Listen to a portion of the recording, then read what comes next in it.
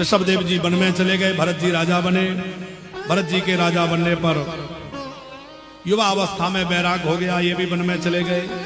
आगे भरत जी के 2 जन्मों की कथा और है। मरते मरते हिरण का चिंतन करते मरे तो अगले जन्म में मृग बन गए। मृग देह में भी पूर्व स्मृति बनी रही। मृग का शरीर छूट गया तो ब्राह्मण के घर जाके बेटा बन गए, वहां भी इनको पुराने जन्म की सब स्मृति रही।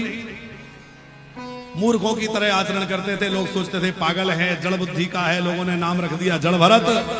और ये परम ज्ञानी थे, ये सोचते थे कि अब मुझे और प्रपंच में नहीं पढ़ना, अब तो केवल भजन करना है।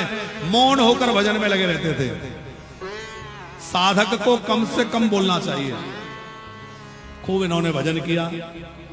रहुगण से इनकी भेंट हुई है। रहुगण को इन्होंने आत्म तत्व का उपदेश दिया है।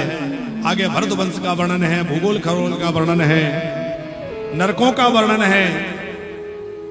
और नरकों का वर्णन सुनकर जब महाराज परीक्षित बहुत ज्यादा भयभीत हो गए तो उन्होंने कहा कि गुरुदेव, पाप हो गए हों और पापों से अब छुटकारा पाना है।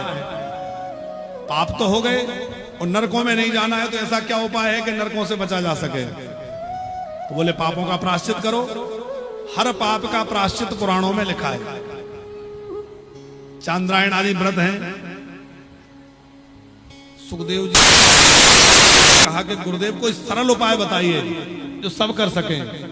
तो बतलाया कि सम दम आदि आदि के द्वारा भी पापों का प्रायश्चित होता है। ब्रह्मचर्य, तप, सम दम आदि के द्वारा पापों का प्रक्षालन होता है। पर यह साधन भी कठिन है। और सरल साधन, तो फिर सुखदेव जी ने सबसे सरल साधन बतलाया भगवान की भक्ति। और भक्ति का सार है भगवान का नाम।